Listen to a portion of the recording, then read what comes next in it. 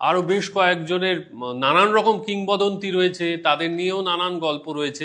এরকম কয়েকজন বিখ্যাত ডাকাতের কথা যদি বলেন। তাহলে একদম রঘু ডাকাতের এক সাগরেদের কথা দিয়ে শুরু করি। হুম। গুরু হয়ে গেলে আবার সাগরেদ। তা এর আস্তানা ছিল কাঁচরাপাড়া।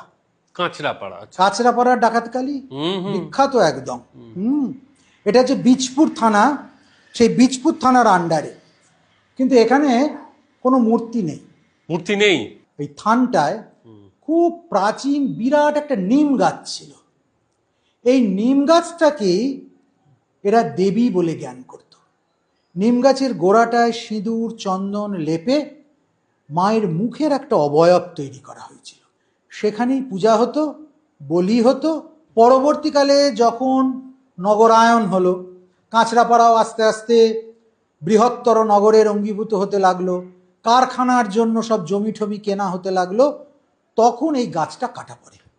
আচ্ছা। কিন্তু এর মজার কথা কি, গাছটা তো কাটা হয়ে গেল, কিন্তু আর যে কাণ্ডটা জেগে রয়েছে সেটা সতেজ। সেটা থেকে মাঝে মাঝে পাতা বেরোয়। মানুষ বুঝতে পারল যে এই গাছটা কিন্তু সামান্য গাছ নয়, এর মধ্যে সত্যি সত্যি দেবত্ব আছে। এটাকে তারা প্রিজার্ভ করলো এবং পুজোটা চলতেই থাকলো। উত্তরপ্রদেশ থেকে এক ব্রাহ্মণ এসে সেখানে হাজির হলেন। উত্তরপ্রদেশের এই ব্রাহ্মণ শাস্ত্রজ্ঞ। তার সঙ্গে একটা প্লাস পয়েন্ট হচ্ছে এই ব্রাহ্মণের যে দারুণ হারমোনিয়াম বাজিয়ে সে ভজন গাইতে পারে। ওই হারমোনিয়াম বাজিয়ে গাইতো বলে এলাকায় তার নাম হয়ে গেল হারমোনিয়া বাবা। এই হারমোনিয়া বাবা এইখানে পুনরায় মায়ের পূজার জাঁকজমক শুরু করলেন। তা একজন বলল যে মায়ের দালানটা আমি বাঁধিয়ে দেব। মাটি খোঁড়া হচ্ছে, একটা অদ্ভুত ব্যাপার হলো। হারমোনিয়া বাবা বসে হারমোনিয়াম বাজিয়ে মায়ের নাম করছেন, আর এদিকে কুলি মিস্ত্রি টিস্ত্রিরা তারা মাটি টাটি সমস্ত খুঁড়ছে, লেবার টেবারেরা।